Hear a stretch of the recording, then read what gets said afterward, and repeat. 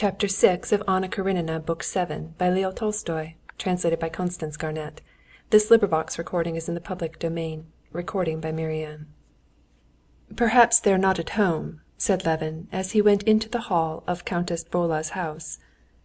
"At home. Please walk in," said the porter, resolutely removing his overcoat. "How annoying!" thought Levin, with a sigh, taking off one glove and stroking his hat. "What did I come for? What have I to say to them?" As he passed through the first drawing-room, Levin met in the doorway Countess Bola, giving some order to a servant with a careworn and severe face. On seeing Levin, she smiled, and asked him to come into the little drawing-room, where he heard voices. In this room there were sitting in armchairs the two daughters of the countess, and a Moscow colonel whom Levin knew. Levin went up, greeted them, and sat down beside the sofa with his hat on his knees. "How is your wife? Have you been at the concert? We couldn't go. Mamma had to be at the funeral service." "Yes, I heard. What a sudden death!" said Levin.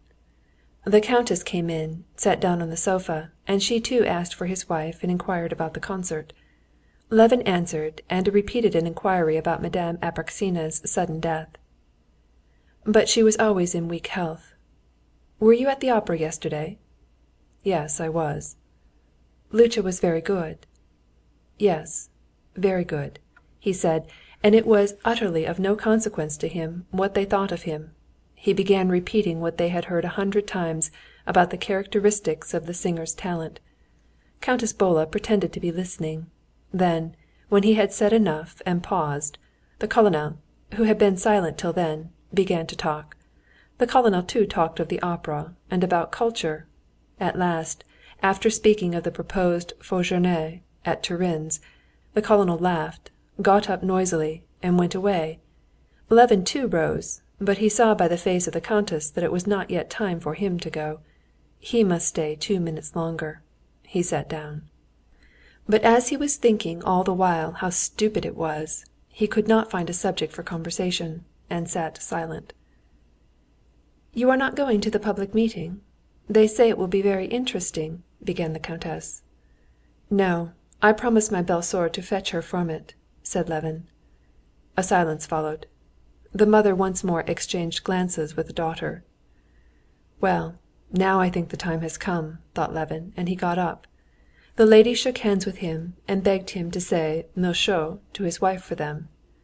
The porter asked him, as he gave him his coat, "Where's your honor staying?" and immediately wrote down his address in a big, handsomely bound book. "Of course I don't care, but still I feel ashamed and awfully stupid," thought Levin, consoling himself with the reflection that everyone does it. He drove to the public meeting, where he was to find his sister-in-law, so as to drive home with her.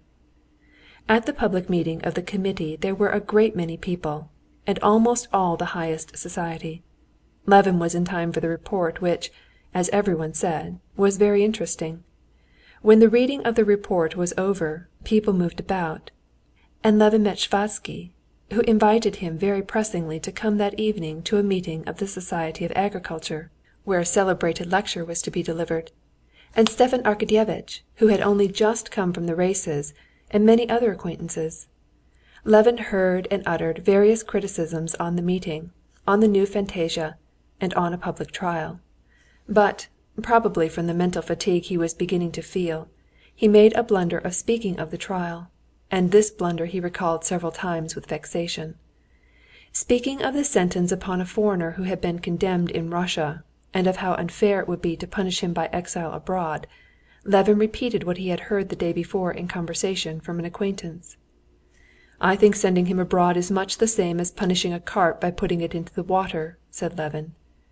Then he recollected that this idea, which he had heard from an acquaintance and uttered as his own, came from a fable of Krylov's, and that the acquaintance had picked it up from a newspaper article. After driving home with his sister-in-law, and finding Kitty in good spirits and quite well, Levin drove to the club. End of chapter 6.